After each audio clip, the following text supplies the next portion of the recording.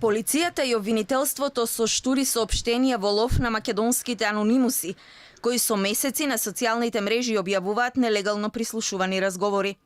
Во фокусот на последните нелегални снимки повторно разговори за или меѓу високи функционери на ДУИ. Премиерот Заев, кој во 2015 прв почна да ги објавува така наречените бомби и тогаш тврдеше дека поседува околу 1 милион, сега вели дека тоа било само 1/3 од нелегалните разговори.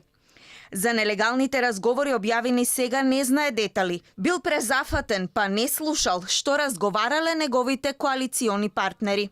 По моја проценка, гледајќи ги по датумите како беа правени материјалите и доставени до мене, 1/3 од материјалите беа во наше посредство, односно дел од тие што беа снимени во тогашното УБК, 1/3 биле доставени до опозицијата. И додека истражните органи задаваат удар со преписки, авторот на последната серија, така наречени бомби, кои се подпишува како Елчека, со порака до интегративците дека не им се плаши.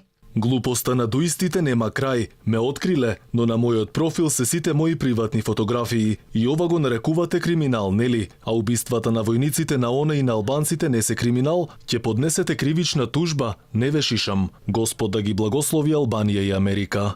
Елчека синоќа на 1 час пред полноќ во Оптек пушти нов прислушуван разговор. Актуелниот градоначалник на Сарај Блерин Беџети, поранешен министер за правда, повторно во фокусот на новата бомба.